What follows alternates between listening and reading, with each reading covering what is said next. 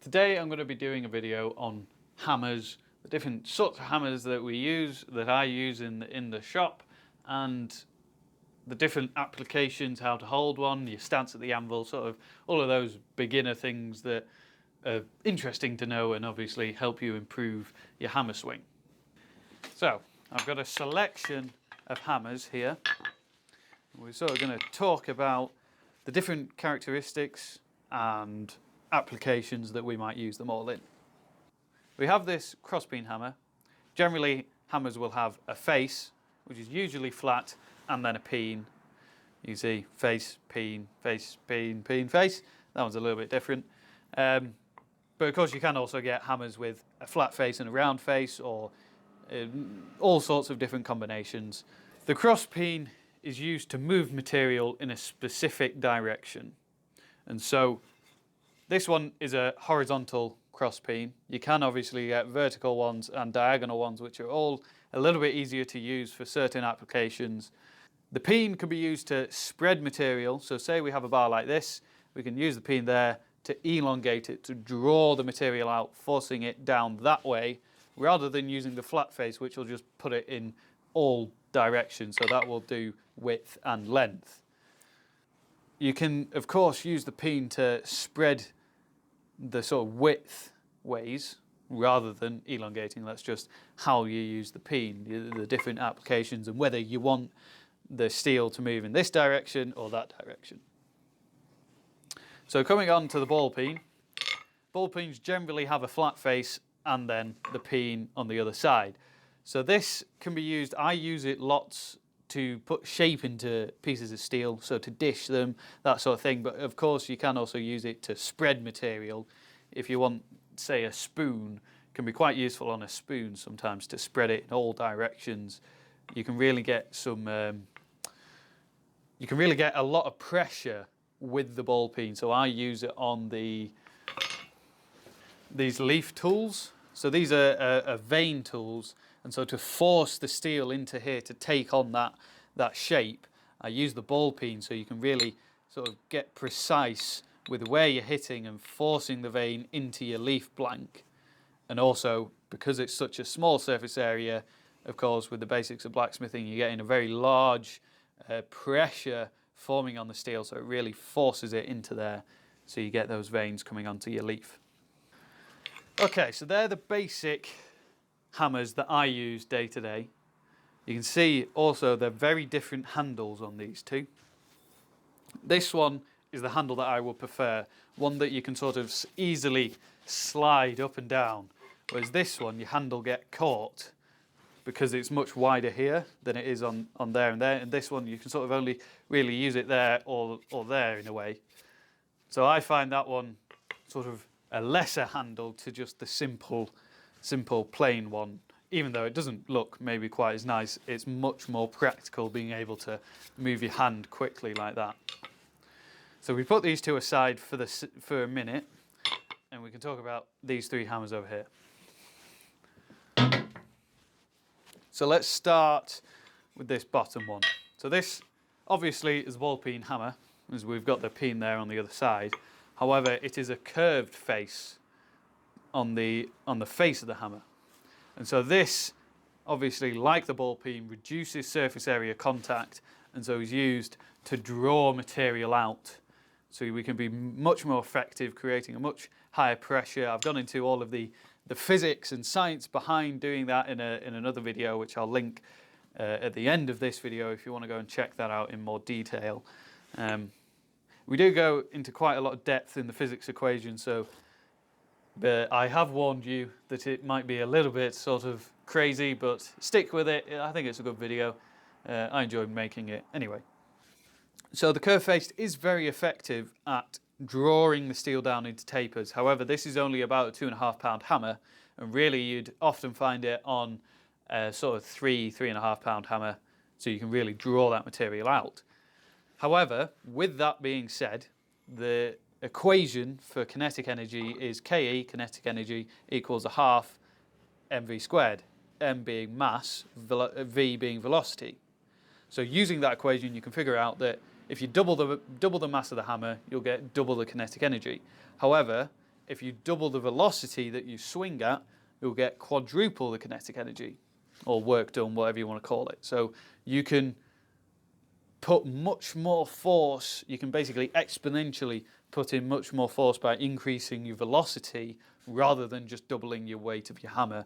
And then you're not going to tire yourself out by swinging a heavy hammer. You just have to increase and hit a little bit harder. So we'll put this one to the side and then talk about these two sort of stranger hammers. Let's talk about this one first. So this was the first ever hammer that I made, and one of the only ever hammers that I have made. However, it was mild steel, so I was really just doing it to see if I could make a hammer by hand. You know, I did it without a sledge or anything like that. I just did it with another hand hammer. So it is mild steel, which is why I use it for a very specific thing. I use it to initial, you know, you can stamp initials into work. However, all of my initialing stamps are bought in, and so they're really hard tool steel. And so the end is really, really hard. And if I were to hit it with any of my other hammers, it would just dint them. It would put a ding in the end of the hammer and on the face, which of course, when you then go to forge some steel, you're then putting that scuff up in the face and imprinting it into the steel. So you're never going to get a clean surface when you're forging. So when punching with those tool steel ends, which are hardened ends, I use a mild steel hammer so that it doesn't matter if this one gets dinged up really. You know, this is just I'm never going to use this for forging, so I might as well use it for those punches and save a forging hammer, save the face on a forging hammer. So this handle I made quite a while ago, and I can point out one of its failures to you now, in that it is a very, very round handle. And so it's quite hard to tell your indexing on it. There's sort of almost no indexing on the hammer. So when you pick it up, you sort of can't quite tell in what orientation the head is. Which is why when we go on to, say, this ball peen hammer, we've got two nice flat sides and then rounded edges. It's almost a rectangle really in its shape. And so you know, just by picking it up, it forms in your hand so that the face or the peen are going down, ready to hit your workpiece. So now we come to this final hammer, which may be the oddest looking out of the lot. This is a sort of soft work hammer in a way. That's probably not the right, I don't actually know what you would call it. I would call it a rawhide hammer, actually. As in the end here, there is some rawhide. It has been really worn down by excessive use by me. I should really get it replaced. But it is effectively just rawhide, raw skin, which gets rolled up and shoved in the end of a hammer so that you can bend steel or straighten twists, whatever you want to use it for, without bruising them, so without putting any nicks in the steel. So it's a really useful way of straightening bars that you don't want to have stray hammer marks in. So on the other end, there is a face which isn't steel. It is again a softer material, it's copper. I don't tend to use that often. I tend to use the rawhide more, as you can see there by just how worn down it is. But again, it really needs replacing. So now we've gone through the sort of different types of hammers, I want to just talk a little bit about hammer technique, sort of as we approach the anvil, so our stance, which, I mean, loads of people have different ways of doing this. This is just sort of the way that I have come to like standing at the anvil and sort of how I approach it. Anyway, so to start off, start from the ground up, our feet shoulder width apart, sort of quite close in at the anvil so you can really feel it. So the closer you are, almost the better, as you're a little bit sturdier and you're in close to the work. So feet shoulder width apart. You can slightly bend your knees if you want. It does put a bit more pressure on your legs, but it's sort of a bit more, having them locked out can be a bit sort of stressed on your joints. So maybe a little bit bent, and then you come to bending and you want to bend at your hips rather than sort of hunching over. So rather than hunching over with your back, try to keep a straight back and bend at the hips. Also, when you are drawing material out, I find when you're doing finer work, you know, you want to be in closer so you can actually see what you're doing. So you do want to bend at your hips then, but generally when you're tapering, I'll stand up a lot so that I'm just straight up with a straight back, because then I'm not bending over, I'm not putting stress on my back, and it means that you can sort of be a little bit more manageable at the forge, so you can last longer rather than having an achy back. So I'll demonstrate the sort of grip that you want on your hammer. You should always be relaxed when you come to pick up a hammer.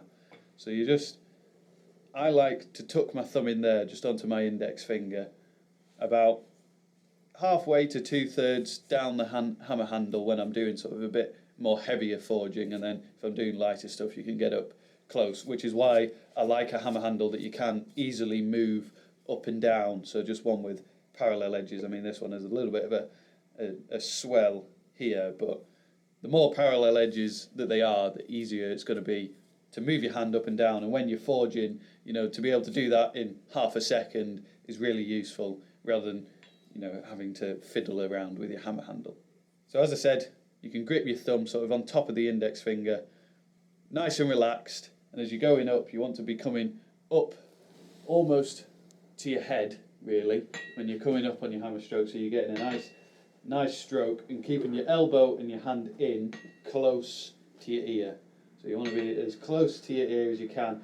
Obviously when you've got ear defenders on, adds a little bit, so you've got to be careful not to hit your ear defenders, but keep your elbow in. If you stick your elbow out like this, you're sort of putting a bit too much pressure on it, unnecessary pressure. So there are other grips that you can do on your handle. I see a lot of people, they sort of hold it quite tightly in their index finger and thumb, and then at the last second, as they're coming down to the workpiece, these extra 3 fingers, they flick in and get a little bit of extra momentum. And as we were talking about before, velocity, if you double your velocity, you'll quadruple your output in your force that you're creating in kinetic energy. And so by giving it that last little flick, you get a bit more velocity in your hammer, and so more pressure, more kinetic energy going into your workpiece. However, I find that for whatever reason, when I do it this technique, you are gripping it sort of with those fingers, and I find that my index finger goes a bit funny sometimes, and sort of I need to crack it or something. And so I tend not to use this technique, just because I think it puts a little bit too much stress on your index finger. Like, all the weight of the hammer as you're going up is on your index finger, and so the way that I do it is literally just hold it, but a nice relaxed grip. Another thing that I would quite like to mention is don't be a patter. And so by a patter, I mean as you go up and you come down, you sort of pat the steel and you force the hammer into the steel. That's not what you want to do. You want to have the rebound off the anvil. You want to be nice and light and relaxed. I think a lot of people end up patting the steel when they're sort of stressing and holding the hammer too tightly. They think they have to, force the hammer down and really push the steel with the hammer, so they pat it instead of being a nice rebound and bounding off. In a way, it's a little bit like golf. You just want to do that natural swing, which is letting the hammer rebound. You don't want to be unnatural and try and force the steel and push the steel where you want it to go. It wants to be nice and relaxed, natural, and just let the hammer do the work rather than trying to force the bar into the shape that you want it to be. I want to talk about the best way to hold your stock when you're forging at the anvil. So this is just a bit of 16mm square, and so you really want to lock it in to your hip back here. So on your left hand, or right hand depending on what handed you are, lock it in at the hip there, and you see, say I'm forging a point, will be up there on a nice angled edge, right on the far edge of the anvil. But if we're forging flat, we'll be down here. Anyway, having it nice and securely locked in at your hip, and what we have to do is we have to move our feet so that we aren't, you can't be here square parallel to your anvil edge as you then, you're forging across. So come in at a slight angle, almost the 45 to your anvil edge, lock it in at your hip, and then you can start forging on that. And it's just locking it in. I mean, I keep on saying this, but having it close and tight to your hip means that your anvil, your stock bar isn't waving all over the place. Because if you're holding it sort of out here and you're trying to forge a point on the end, your bar's very unstable. Whereas if you can put sort of almost grounding the bar to you and then forging on it, it's much easier to keep a track of the bar. When you are holding your hammer, some people will say you can put your thumb on there. And now for general forging, this is not a good idea because your thumb sort of acts as a shock absorber as you're rebounding off the anvil, and it will keep on pressuring, the top of the handle will keep on pressuring on your thumb instead of in the V of your hand there. And so by doing that, you can mess up your tendons in your hand and your wrist and your elbow, and then you'll have to have some time off and physiotherapy because you won't be able to swing a hammer properly. So I do occasionally use this technique because it does increase accuracy, but only when I'm doing, say, the finishing of a bar. And you shouldn't really be doing this all the time. It's just those times when you really, really need to be accurate that I would do this. There we are, that's pretty much it for this video. I hope you have enjoyed me just rambling on again. I don't know if this is, these monologue videos where I just talk at you. Hopefully you can engage in them and learn something, or at least try to learn something. Obviously this is all just through my experience as a blacksmith and the things that I learn tinkering around in this workshop. So let me know down in the comments if you are liking these more explanatory videos. I know I said it in the last one about the forge, but I just sort of want to gauge whether people are enjoying these, because they are very different style to the ones where I actually have the forge on and making something, and you get to see the hot steel and all of that jazzy stuff. But anyway, thank you for watching this video. I'm glad that you stuck around to the end, and I'll see you on the next one.